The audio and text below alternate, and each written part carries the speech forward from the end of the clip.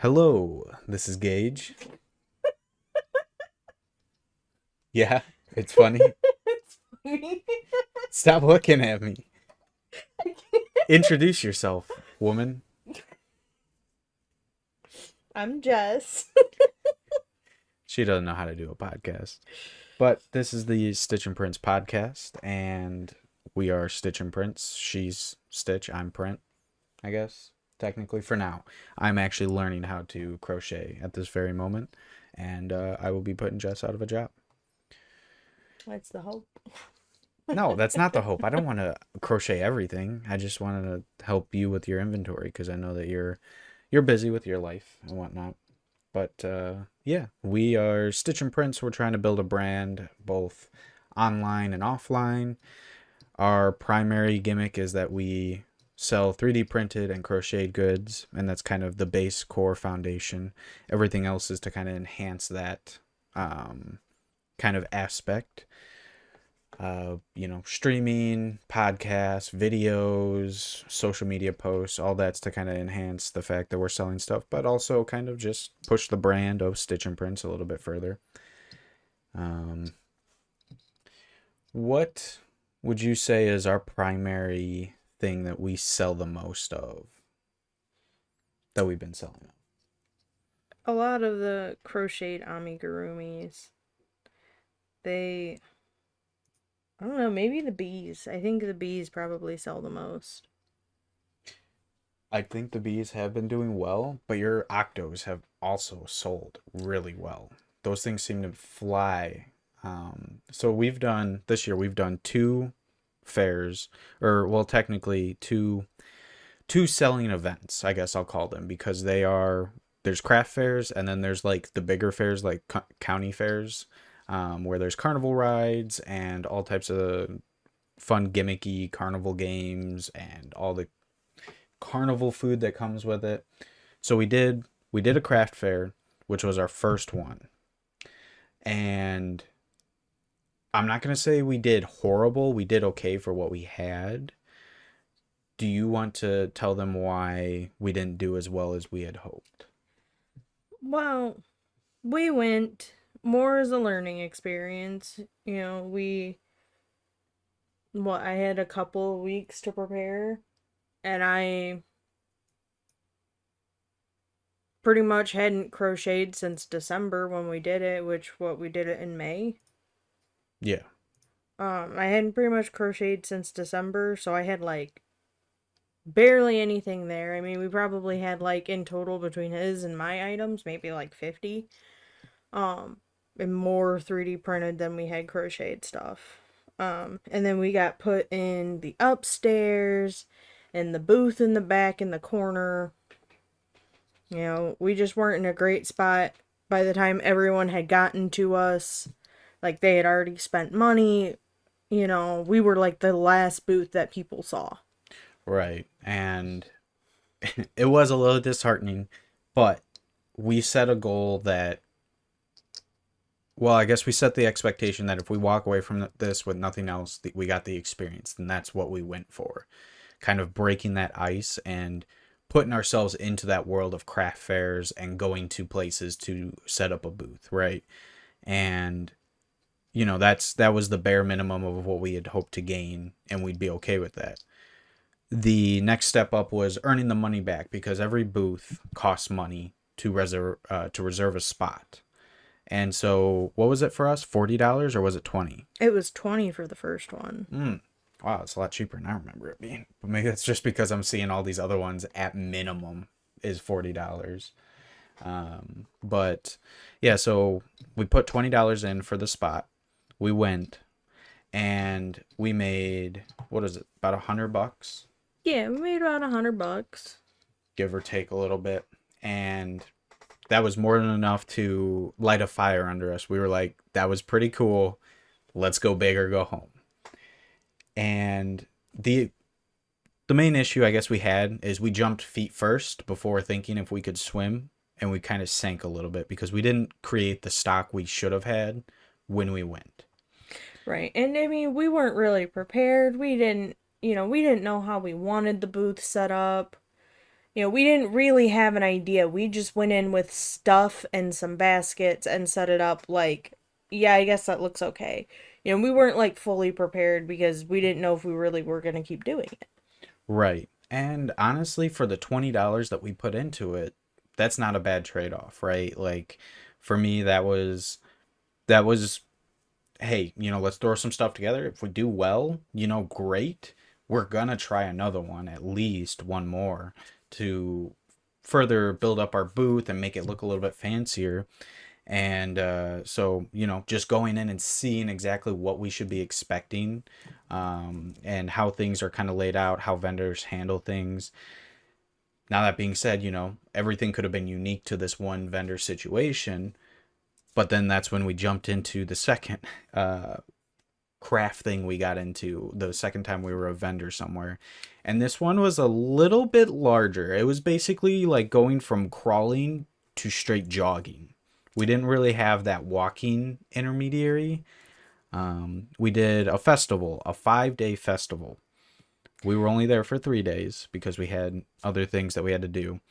But during those 3 days, it was 4 hours, I believe. Yeah, 4 hours a day. But I will say, I'm not going to say it was necessarily a sloppy timeline, but it wasn't exactly how I had expected it. The doors were already open and our booth was just sitting there 2 of the 3 days. So, like, all our product was sitting out on the second day, and I'm like, okay, Jess, I can't have this happen again. Like, I'm terrified of people coming in and just taking something, you know? And so we wound up going in a little bit earlier than the 4 hour time window just to make sure that when those doors opened, we were there with our product. And yeah, we could have boxed it up every night and brought it home, but we were getting home by 10:30 at night, and it was too much. Right. And I do have two jobs. So I'm working like even during the fair, I was working both jobs during the day, and then Gage would go, or I would drop him off before I went to my second job, and then he would be there, and then I would join him at like 8:30 when I got off of my other job, and then be there for the last hour or two. Right. And I guess that's something we should mention. Jess is the primary breadwinner for the house. I'm kind of more of a stay at home and handle things type of person. I'm more comfortable doing household chores and everything else. She's more comfortable with the physical side of stuff. Yeah, I hate doing housework.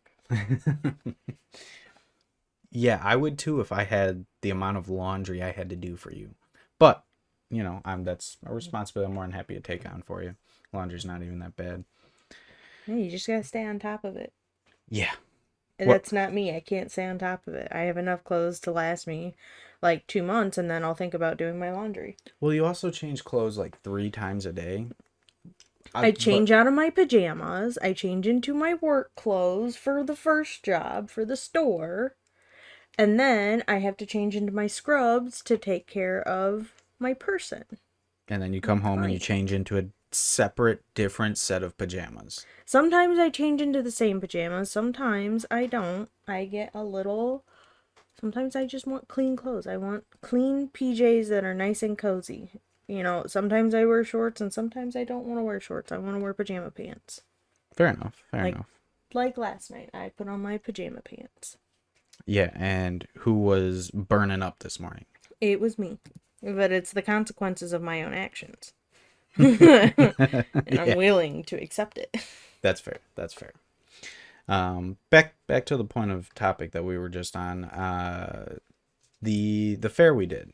So, what were the pros and cons that you saw from the fair that you personally liked and didn't like? I didn't like. I think that we were. Here's here's the thing. I don't particularly want to be outside because we don't have a tent yet or anything. Right. But I think that was probably our downside is that we weren't outside. Like, because maybe only like a quarter of the people that were actually at the fair went into that building because we were off in the corner in the back. There wasn't really anything around us. We were behind carnival games. Did you see that? Yeah. Right. So there wasn't like a ton of incentive to even like come to us. They couldn't really see us from like the outside, you know. So I think like maybe next year if we do it, we get outside booths, which is gonna suck because it's gonna be so hot, but I think we might be more visible. However, even though it was only a quarter, we still did get a lot of foot traffic, and just about everyone that walked by stopped. Right. Absolutely. I You know, think that we had, from what I heard everyone saying, I don't know how true it was, but I think we had the most sales out of anyone in that building. yes, all of the other vendors were upset that they were not making any sales. They weren't getting any business. I mean the jewelry woman right next to us, the one who makes her jewelry, um, the one day she said that she only made 15 and she asked like and that was the entire day. That's when we packed up like 10 minutes early. Um The last day or the the day before when we packed up like 10-15 minutes early because mm, there wasn't any foot traffic. right. And she was also packing up. She's like, I've made $15 today. She's like, how did you guys do? And I was like, oh, we made like $40. That's not. She's like, you guys are struggling too. I felt really bad. Yeah, and we try to give back when we can. Like when we've been fortunate enough to get something, because that's what happened to us in our first craft fair, is someone who was downstairs and had all that foot traffic for their crochet booth, they got a lot of sales. We're fortunate enough she came up and bought some of our stuff too, gave back to other vendors, and we try to do the same. You know, we try to um, so the spots in here required, well, didn't require, but they asked that everyone would give a $40 donation for the fire department. And so we gave that, not knowing how much or how well we would do. We basically sold out of most of our stuff. We went to bare bones stock. And I think Jess, actually, you were the one that sold most of your stuff. I really didn't sell too much. I think I sold like three small things, something like that. Yeah, But yeah. you sold like your giant bee, you sold a snake, your purple snake of all Oh of them. man, and that I didn't sell the brown one, but that snake, that poor snake, I made that 8 months ago, 9 months ago. How long ago did I make that? I made that close to when the store opened in September. Yeah, it would have almost been like about a year minus 3 months, so 9 months. Yeah, so just everyone, like when I had it at my store, I have a pet store with my dad, um, and his soon to be wife. We're all co-owners. I had them there, but everyone thought they were just for display.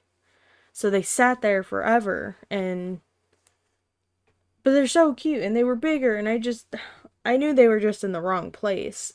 So I was just so ecstatic when it did sell at the fair. I was really happy about that as well. And it really does come down to how well you stage things, but also location. For instance, my 3D printed stuff does a lot better in brick and mortar stores. Like I can't seem to keep up with a lot of it sometimes. However, when it comes to the craft fairs, the vendor places, your stuff just explodes through the roof. Yeah, well, and at the brick and mortar store, it does good. Um, I definitely think your 3D printed does better than the crocheted. But the crochet does still does pretty good. Those first couple months when I was doing it, I couldn't keep up. I think that's what killed a lot of my passion for crochets. I just couldn't keep up with it. Probably why you hate the fishy keychains. No, I hate those fishy keychains so much. So many people love them though, and I just don't want to make them anymore. Got burnt out. Yeah, they're burnt out. If I never have to make them again, I'm okay with that. Well, I think positively we did really well. Actually, we tripled the amount we made, and it was so on average we made about 100 a day, I think, right? Yeah. And so when we went, and the first craft show we went to, we made 100 there. We spent 8 hours there at that first craft show. These craft shows, theoretically, we were only supposed to be there for 4 hours, but I rounded up to five. So 3 hours less, we made the same amount. So it really is about placement. It's about what we, how we advertise, what we show off, and it's about the foot traffic of the event itself. Like all of that comes into play, and it determines the worth. Like for instance, we were looking at a festival this year. It was like $450 to get a booth space. Oh, at the Yeah, and that's crazy to me. That is, but if they get the foot traffic to justify that number, great. However, if they were to stick us behind a bunch of food trucks, then I'd get pissed. I would be absolutely livid that I just paid $450 to get stuck here because I know I wouldn't make my money back. Yeah, well, also part of the problem with that particular fest is yeah, it does get a ton of foot traffic. It gets a lot of foot traffic. I don't think we could keep up. I don't think we could make enough to justify spending that much because I don't think we can make enough to double our money.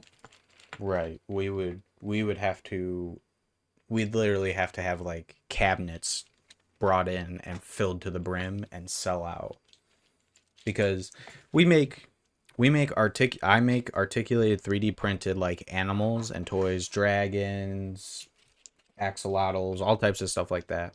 And I sell those roughly around anywhere from 15 to 25 bucks. Jess, you crochet a lot of like animals as well, cute things that you can make that are pretty adorable. And that on the higher end, that ranges from the same range I have, probably about 10 to I'd say 20.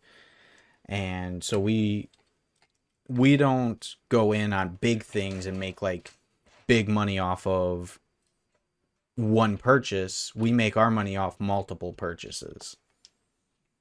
Right, right. You know, I mean, pretty much everything that we sold at that fair was $10. Right. You know, or the $10, the bees, the octos, the frogs, like, Which again, I think is because we were the last thing people visited, so they were giving us the pocket change they had left before leaving the fair.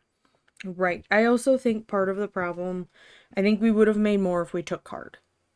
Yeah, yeah. So we're rectifying that. We're getting a card system now set up. We are going through all the hoops. We After this last craft fair, we went ahead and we bought the stuff we were going to need to set up proper booths this time. We got an LED light. We're updating our signs and whatnot. We've got tablecloths. We got to buy new tables. But all that being said, our booth's gonna look 10 times better than it did at the last two. I'm really excited for it. Oh, yeah, well, we only had two tables and we pretty much had those two tables filled. Right. Which at the same time, I think we got to come up with a better way to do this. I'm thinking we build ourselves some sort of shelving unit. We can do it out of the baskets or the wood that you wanted to do, but basically shelving units to stack everything so that way we can get more space vertically versus just horizontal space. I told you those places or like the other like crochet people that I see that post their videos like at markets, they do like those 6 cubes. But it'll be like like 3 tall or something, you know, that they do those on the back side of the table and still have stuff set up in front of it. You know, I think that that's the way that we can easily compact it and then transfer, and it's light, and I think that's probably going to be our move. Um because I mean carrying around those crates is going to be, you know, Yeah, that's true. It's gonna get tiresome at some point. yeah, because we don't have bins and stuff like those big bins that we were talking about. We don't have those yet, so we'd be carrying each crate. Yeah, that's the unfortunate part of it is that it's all going to be kind of trial and error because, you know, we're still trying to figure out the balance. We're trying to see what this year yields. And at the end of this year, we're going to go over all the analytics of everything and kind of make a game plan for next year. But next year, um, we will have all of winter to get 3D printed and crocheted stuff stocked up, ready to sell. And I think next year we're looking at probably doing a craft fair every month. Right. Well, and that's the thing is come winter time, that is our plan is we are just going to kick butt after October because that's going to be our last craft fair this year. We're just going to kick butt, crochet, and 3D print so we can have as much stock as possible to come into the new season of fairs. Oh yeah, absolutely. And we've got all these gimmicks planned out. Oh, dude, I'm so excited for some of them. The yeah, I Yeah. won't spoil anything, but there's quite a few that I'm really hyped for. Some mystery box stuff that would be really cool. But yeah, no, and next year we also want to look at maybe getting into some type of a convention or something, you know, and getting a booth there and seeing how we do on a bigger stage. Because if we can build the stock and we can sustain it and this becomes a viable source, you know, it's not impossible for us to foresee having ourselves a made kind of like, I don't know, end cap or something that stores will just carry our merchandise, right? You know, we're already in two brick and mortar stores. It's not impossible to think that we can't find a small time gas station or a family owned gas station that we can probably get our stuff into as well, or a couple other places, just to kind of put ourselves out there in the physical aspect. You know, obviously I'm going to do everything I can, you know, with your help to build ourselves online through Etsy, Facebook, YouTube, Twitch, all of the places, TikTok, and kind of get our digital world going and our digital brand going. But physically, word of mouth also spreads really well. And so as we kind of do more of these conventions, we're just going to keep pushing our brand. We're going to try and be as unique as we can and do the best we can to push ourselves out here. Whew. But that's all next year's plans. We've pretty much settled up. We've got our next thing we're doing, which Jess is really excited. It's called a corn dog fest. Oh my god, I'm so excited. I love corn dogs so much. She, her, her comfort food right now is corn dogs. And has it always been your comfort food, or has it just been recently that you just? Listen, I've always liked corn dogs. Okay, Mimi has always kept frozen corn dogs for me. Yeah, but you microwave them like I a do monster I instead of. do microwave them, but I'm impatient, okay? I like the taste of the corn dog enough that I can overlook the somewhat sogginess Ugh. of it's somewhat. It's not good. I would love a crisp corn dog from the oven. Yeah, that's nice, but that takes like 15 minutes that I don't have. I want my corn dog now. No, I So would. I could toss it in for 2 minutes in the nuker wave and be done with it. The nuker Yeah, wave. the nuker wave. Nice. Well, yeah, we're going to the corn dog fest, and we're gonna be trying that one out and seeing how that does. They're boasting that they've got a really good setup and everything like that. It's gonna be the first time that I have to bust out the solar power generator I have to light up our light and keep our fan going to keep us cool. So we'll see how well it works, or if we die of heat stroke. That is a possibility. But I told Jess we couldn't get any corn dogs from the corn dog fest. It's because he hates me. I do not. I'm just kidding. Of course, we're going to get a single corn dog from the corn dog fest. Yeah, one for me. Not for me. No, for me. You don't get a corn dog. Why not? Because you don't want one. I want one. I just didn't want you to have one. I want one. I need one. Yeah, I know. It's a necessity. But then we're gonna try.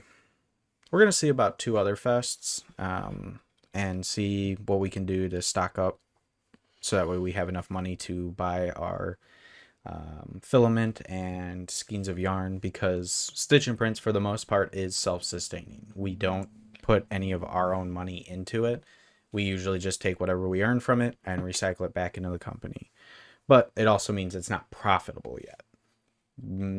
Stitch and Prince has bought us food a couple of times with some of the profits they've made, but more times than not, we usually just try to throw it all back into itself. Better business that way, and then, that way it extends the growth or expands the growth to limits that we can avoid because we've put money into it instead of having to take money out of our own accounts to continue to have it grow. It can just keep growing, and the better it does, the more money it gets. And so it's just this revolving cycle of just more money getting dumped into it, of its own accord. Well, that being said, something I want to talk about because I was really, really excited about. Let me see if I have my notebook here. Yes. So some games coming out this year that I saw on the Xbox. What would you call that? The Xbox Showcase. So these are games that came out for free with Game Pass, which I have, and I was really excited for. Fallout 76, Age of Mythology, Stalker 2, Heart of Chernobyl. Oh my god, the first Stalker was so good. So good. And then for everyone who liked the Microsoft Flight Simulator, they're coming out with the 2024 version of that. Let's see. They're coming out with Dragon Age Veilguard, which is supposed to be not an open world this time. It's going to be story-esque. Then ESO came out with their Gold Road, which is basically all their DLC came out for free for a limited time, which is really cool. And ESO is Elder Scrolls Online, people who made Skyrim. Life is Strange. I'm excited for the southern one with the catfish. That one I think's next year. I gotta check. I think I have it on the 2025 list. Assassin's Creed Shadows is coming out this year. That one's not with Game Pass though. And then the two that weren't given dates was Avowed and Starfield Shattered Space DLC. But yes, the 2025, that's what got me excited, right? So let me look through here. A personal favorite of mine, Doom Dark Ages. This goes back to where the Doom guy originally came from. This is his origin story, right? When he was part of the Knights Brotherhood deal, and a chainsaw shield. This shield has a chainsaw on it that revs up, and when you throw it, it just cuts through. The trailer itself was just really good. All right, that's all I'm gonna say. If you haven't seen it, look at the Doom Dark Ages trailer. Phenomenal. State of Decay 3. I'm going to get Jess to play State of Decay 2 with me because it is co-op, so she can understand the hype for this game. She played a little bit, but we couldn't have it to where she could host it, so I'm going to see if maybe I'll have her play it on my account and I'll play it on PC. Or I'll have her play it on the Xbox and I'll play it on PC. Because State of Decay 3 is going to be good. It's going to be good. Expedition 33. Was the one you're talking about South of Midnight? No. No. I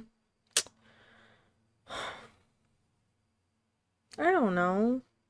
I think it was South of Midnight. Are you sure? South of... Yeah, look it up. See if that's correct. Yeah, that's what it is. It is South of Midnight? Yeah.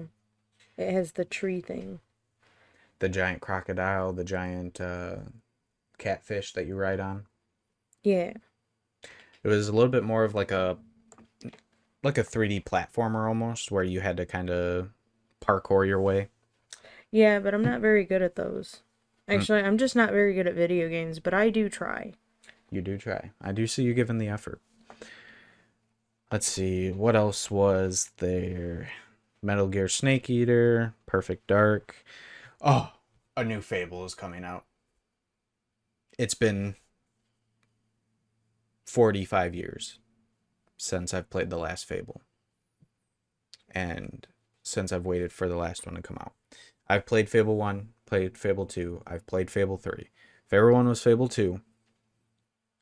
This new Fable looks phenomenal in a new art style, or not new art style, but new graphics. Oh, mwah, chef's kiss, looked amazing from what they showed. But it's coming to Game Pass, so I will get it for free. Free 99. $3.99. Let's see what else came out. Um oh. Oh god. Yeah, the only one that matters at this point. The only one that means anything to me. Gears of War E-Day. No, right, I forgot about that. So, to set the stage, Gears of War, for those who don't know, is a very gory third person shooter. It, from what a lot of people say, it revolutionized the cover based system of shooting and fire cover. It it's a very unique story, a very good story, near and dear to my heart, because I have played through all of them. You know, I've played every Gears. I have spent countless hours in every Gears game, much like I played a crap ton of Halo, going through all the Halo series. Played all the Gears. Gears 3 was the last game that I really acknowledged as a Gears game,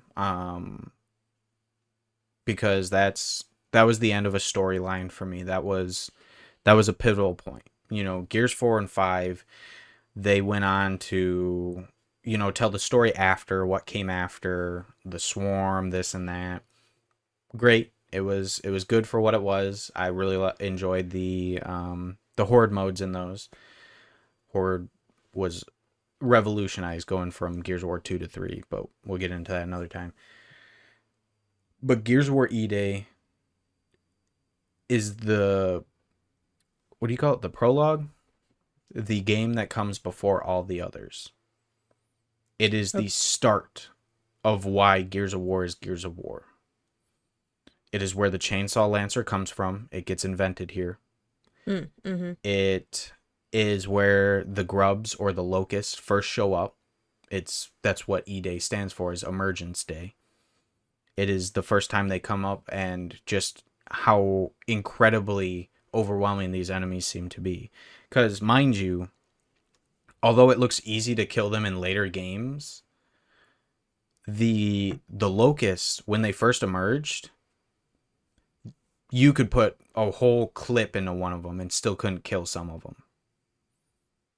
They were almost just these superhuman, indestructible monsters, and they just decimated areas, decimated populations.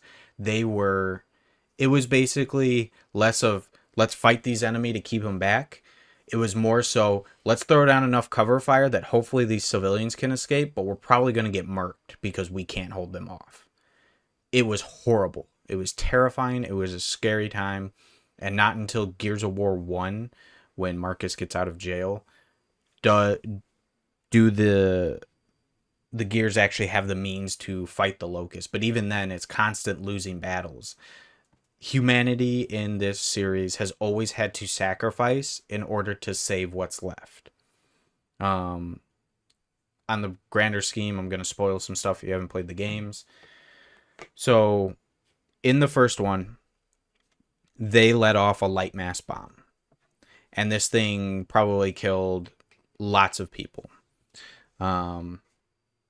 Before that, they used the Hammer of Dawns, which basically they were like, all right, so this one sovereign territory, think of like the state of Texas, right? That size. It's like, all right, we're giving everybody else in the world 3 days notice to get here. Otherwise, we're going to use the hammers, and it's going to destroy everything else in every major city in the world besides everything in this state. There's just no possible way to get everyone in that state in 3 days. They willingly sacrificed over 60% of the populace of the world to try and hold back the grubs when they came up, the locusts. Then they did the light mass bomb. Didn't work. Then the last surviving state of Jacinto, which, like I said, like Texas, they sank the state of Texas in order to kill the last of the grubs. And even then, it still didn't fully kill all of them. There were still a lot of stragglers left. And it's one bad scenario after bad scenario. And I love this series. It is such a good story all the way up until 3. It 4 just, and 5, something else, but oh, it was good. it just sounds like they're bad at their job. They just, there's no way to fight something that lives, breathes, and everything underground, right? Like, how do you kill something underground? Like today, how would we deal with that? It's not like we can send a submarine into the dirt. What means do we have to fight something that burrows 1,000 feet underground and makes their tunnels and they could literally pop up through the concrete right here and kill us? You know what I mean? Mm. There's just no stopping that type of an enemy that can show up wherever. Anyway, enough of my tangent on Gears. Great game. Really excited for you today. That being said, me and Jess have been reading lately. We've been reading some good stuff. We're going to go a little bit into spoilers. So I might or I might not put a timestamp up if this is a video or Well, edit in. I can't spoil my book because you are reading it. No, but we can talk about the beginning 10 chapters.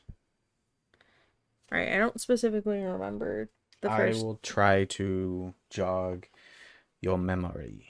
Yeah, I just don't want to. I don't want to spoil anything for you because you haven't finished that book yet. Yeah, so the book we're talking about is called Furion Rising, right? Yeah. The first one. I've started reading it because I've actually been reading the Gears of War books to see what happens in between each games, which first one threw me off a little bit with how they do things because in the first Gears of War book, they so in a chapter, they have these like headings that kind of separate certain amounts of paragraphs, and that's how you know that they're changing viewpoints from one person to another. Except there's like 4, 5, 6, 7 people that they change viewpoints for, and it throws me off all the time. But that's my little gripe with it. Other than that, the story in that was really good. Now, moving forward to Furion Rising, I've started reading this, and I think you can give a better understanding because you know more in depth about it. But explain exactly what the premise of this world is. Like why are things the way they are? So basically, it's set in another world, whatever, that they have these abilities, that some people are born with these abilities. There's a bunch of them. Um the main one that it focuses on is the talent, which the people that have the talent then go to this academy. They go to like a certain school for to be Tanyu warriors, which are supposed to be like the strongest warriors out there because they train their physical body along with their mental body, which the talent is being able to go into something called the Unreal, which is basically they're just able to set up this imaginary field, kind of this setting that they're able to create in their mind, and they're able to meet each other there. They're also able to invade people, kind of, like in their dreams and stuff. They're able, because that's people that don't have the talent, still touch the Unreal in their dreams. So then the Tanyu are able to go into those people's dreams, and they say believing is everything. Like, believing makes it real, which that's the whole kind of thing is they'll fight in the Unreal, and if they kill you in it and you believe that you died, then you will actually die. It's a lot, and so it's just kind of switching back and forth, but it does focus on the one boy, Furion, who came from a little tiny podunk town, but it was right next to the academy. Right. But And had an overactive imagination, and that's what just led him straight in, like coasted him in. right, he thought it was just an overactive imagination. Turns out he was going into the Unreal. And he didn't know. Like, he was making up these scenarios in his head and, like, actually going into the Unreal, didn't understand why his friends couldn't see it. Because he's like, I see it. You know, and he's like, these monsters that he would create, he would see, and his friends just thought he was weird. And that's how he got into the academy. Was he didn't have to go through the tests or anything. As he was walking in, he was imagining what would happen and then proceeded to meet the head of the academy in the Unreal. And then boom, he was in, and just kind of like a little prodigy. Crazy. And I read a little bit in here and it said that he had been trained. So he's 15 at the point that I get to. So he joined when he was 11, right? Mm-hmm. And then now it jumped to when he was 15. And I remember when you were telling me about this point, when you were like, yeah, it jumped. I think it's going to jump again, yada, yada. Mm-hmm. But yeah, so it jumped to when he was 15 and he's talking about it. And he's like, yeah, so I've got these like very light scars all over my body from when I believed a little too hard or I pushed a little too hard. And I'm just like, damn, so even wounds you can take out in real life and they'll just appear. And that was crazy to me. But then it went on to talk about how there's a like an Inception style second level in the Unreal. So there's the Unreal you go to, which is like in people's minds in a dreamscape type of deal. But then when you invade their minds a second time, or like you go into the Unreal's Unreal, I guess. Well, the second level is intense. Well, that's what they were saying, and they said that one of the prodigies before pushed himself to get to the second level and got lost. Yeah, on way. Yeah. On way. Whatever. Yeah. Um yeah, through Master Bellic, because that was Bellic's other prodigy, like, Yeah. because I was looking at that and I'm just like, oh my god, dude, I'm still trying to wrap my head around what the Unreal is as it happens. And it jumps back and forth between him and this princess apparently who has the talent of beauty or something. she's a Or keeper. she's a keepress. Kepris. Kepress. The the princess, you learn, it's funny you say that, because you will learn, like, people call her a princess as, like, basically as like a derogatory term, like, towards her, because she's not a princess, right? She's a keeper. Right, and she takes great offense to being called a princess, because, but here's the thing, she does act like it, but she becomes so much better. She Does does she? become, She gets better? she, But do I have to go through an arc where she like is with Furion or whoever and she's just like all snobby nosed until she gets rain checked? yes. Ugh, I hate it. I hate those arcs because then it's just like, oh god, so now we're just gonna forgive all of her annoyances No, before. no, no. I'm gonna be honest with you. That rain check comes pretty quick. Like, Okay. Furion pretty much immediately tells her, "Hey, you know that you act like a little snobby princess." He's like, "Do you know like how out of touch you are?" He's like, "Sorry, we can't be in your kingdom with your thrones and your luxuries, and you have to sleep on the floor of a cave. Like, my bad. Like, Okay, you live dope. in the lap of luxury." And she took like such great offense to it. Like, oh my god, like. And then he's like, I really don't care. He's like, do you know how much work I have put into, like, becoming who I am today, doing what I'm doing? He's like, do you know that, like, I would have killed to get this mission that I'm on with you? Like, I busted ass to get here. And he's like, and you just get handed everything in life and you take it for granted. And he's like, and you're not going to do anything. Anything. He's like, and you're not going to do anything with it. And just put her in her place. Dope. Okay, so that makes me feel better then going forward because that's one thing I was dreading was once I read her parts, her stories and stuff like that. I'm like, I hate it. I hate how happy go lucky she is. I hate how everything's handed to her on a silver platter. I am fed to her with the silver spoon. No, I don't want it. I don't want her story. And I don't want to wait halfway through the book before she gets her rain check, and then even the rain check, she winds up slapping Furion or hitting Furion because she's like, "How dare you?" And then turns out he's right, and she never gets any just desserts. I want her to get stabbed. You know what I mean? And then she's like, "Oh my god, I got to change my life." And I'm like, "Yeah, let's do it." Okay, maybe a little bit of a spoiler. I'll give you this one. She does get shot with an arrow twice.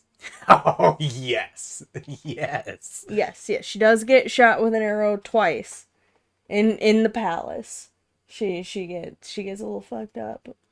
Okay. All right. Then I am a-okay. All right. I will today actually I will delve more into this and kind of learn a little bit more or read a little bit more. But yeah, no, that this book is turning out to be really good. I'm glad I picked it out. I'm glad you picked it up to try and read it. I finished my book and I was like, well, I don't have anything else to read. And it was, well, I'm not gonna read the Beyonder series because you only had book two. Yeah, I've got book 2 right now. And then I was like, I don't know what Ranger's Apprentice is about. I obviously couldn't read Gears of War because you were reading it. Yeah, and I don't think you would understand it unless you play the games because the books literally take place in between game 1, game 2 and game 3. Right. So I was like, okay, well, either I can take Ranger's Apprentice or I can take this one, Fury and Rising, which I'm like, it's a pretty thick book. So I was like, okay, I'll take this one. And you didn't know anything about it. You just kind of picked it out at the library. Yeah, I'll be honest, I'm really picky about the books I pick up because have a very set like ideal of what I'm looking for. For instance, the before the Beyonders, I was reading what was it? Not Dragon's Watch, not Fablehaven. I finished it was a series I already finished. Trying to remember what it was called though. It was by Brandon Mull as well.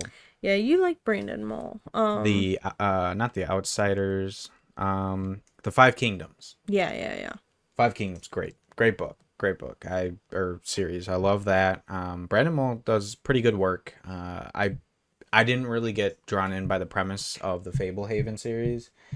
I did get drawn into Dragon Watch and the Beyonders. I'm on book 2 right now of the Beyonders. Really good.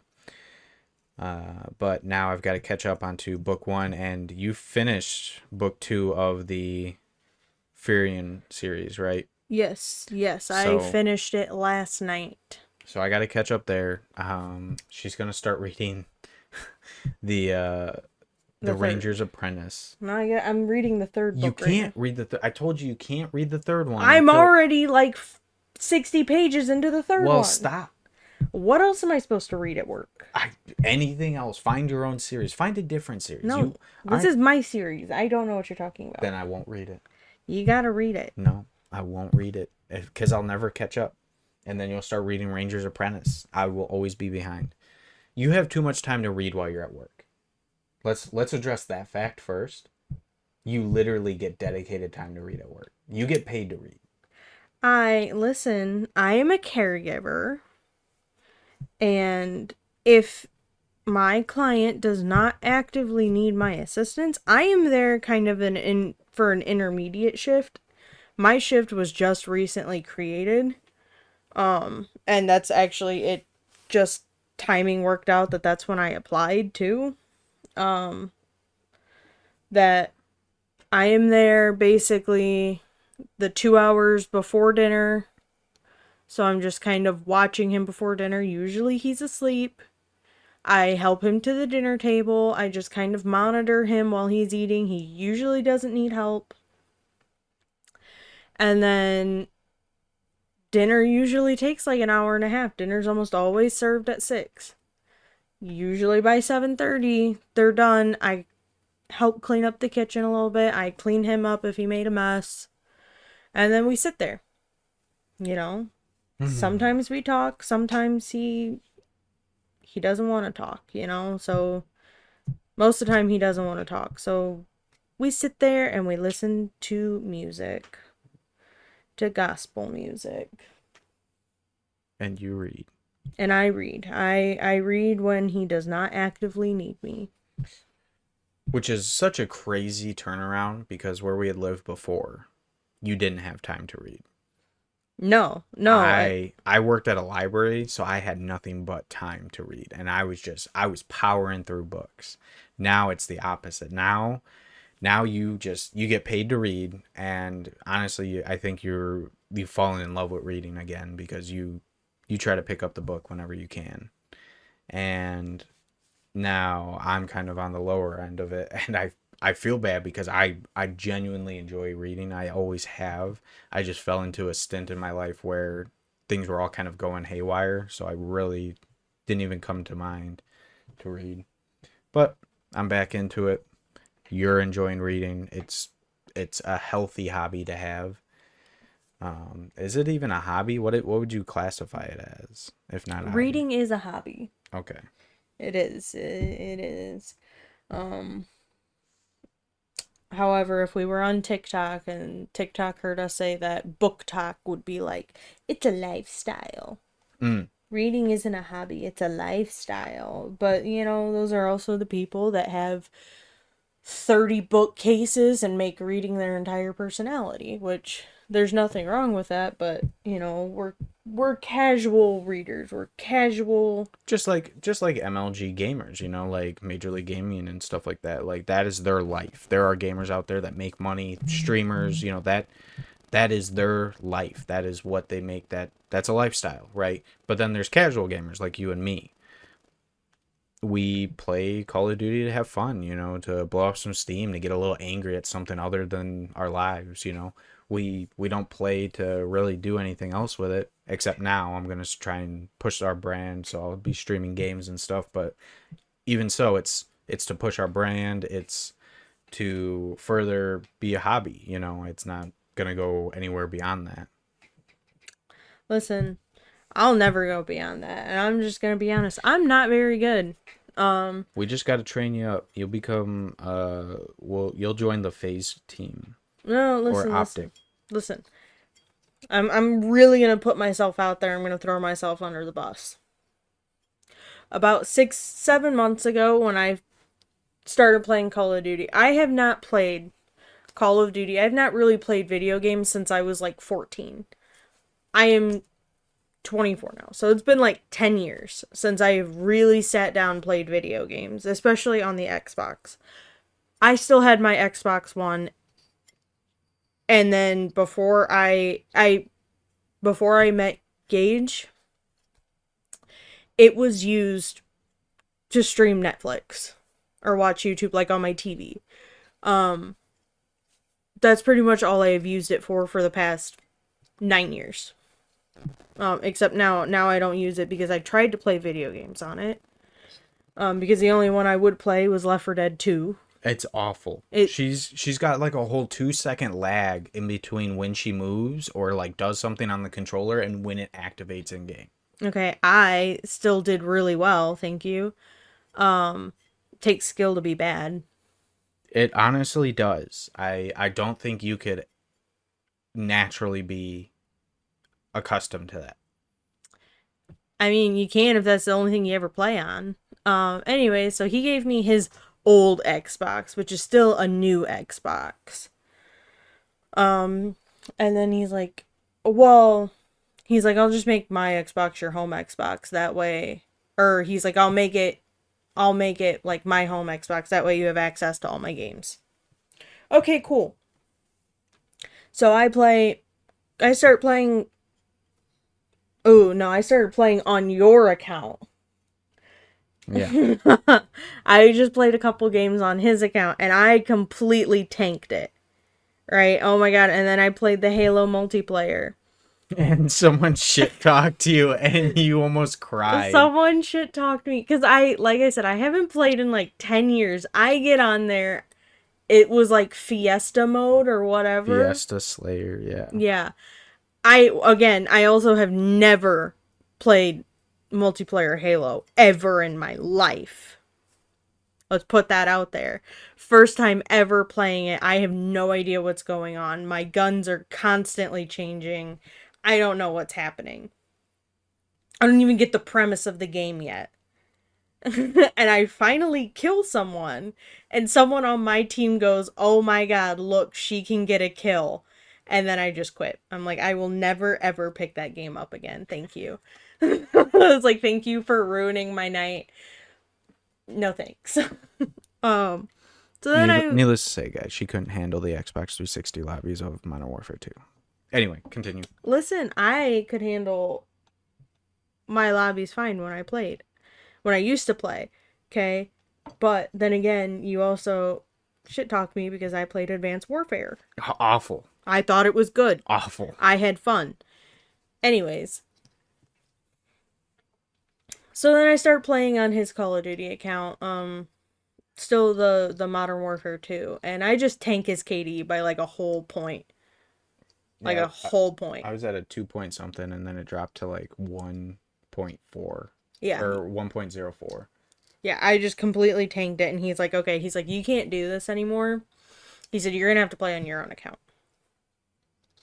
So I start out with a point 0.3 KD, and couple months later, I'm up to a point 0.4, busting my butt to get there.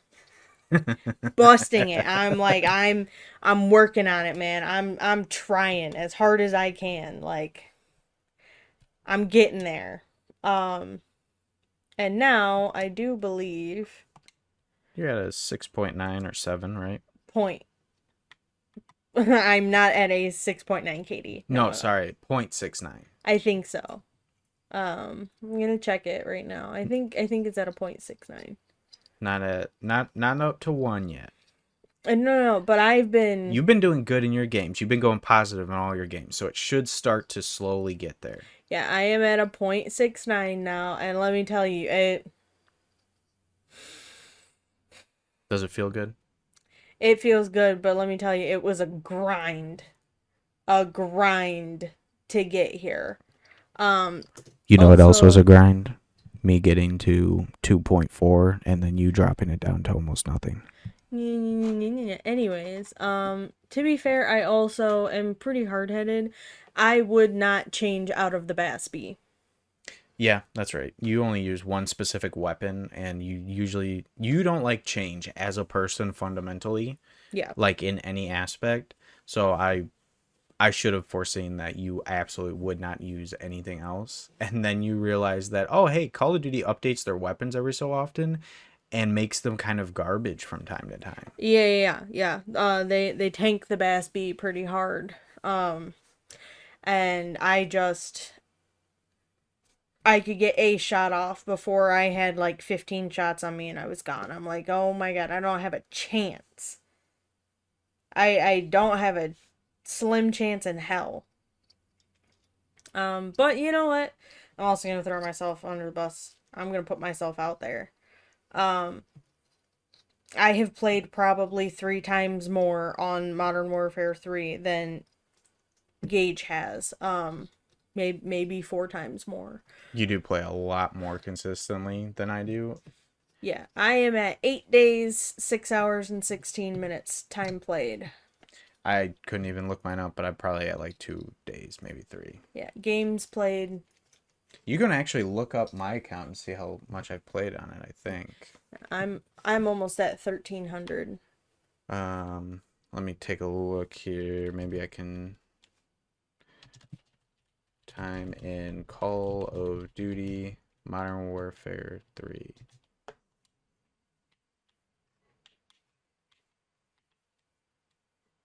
I don't know. I can't see it from my end. I don't remember how to get to friends. That's all right. It's no worries. Like I said, it's probably only 2 or 3 days max. Just because usually when I get mad, I won't stay playing the game. I'm at the tender age where if it makes me mad, I just cut it out of my life. You are very quick to rage quit a game. Well, not even rage quit the game itself and like jump back into another game and try. No, you will just rage quit for the night. Yeah, I'll just be done for the night and I'll go play Minecraft or something very soothing and relaxing because I'm more prone to simulator games. I like simulator games like Real Estate Simulator, Zombie Simulator, Apocalypse Simulator, Internet Cafe Simulator. You know, like that's the stuff that I enjoy. But I play multiplayer games every so often because it's good to change up the pace, and it's also what primarily my family and Jess like to play when they think of gaming. So that's what I'll jump on: Fortnite, Call of Duty, stuff like that. But that is about all the time we have for today. I would like you all, or I would like to thank all of you, I should say, geez, for stopping by and saying hi.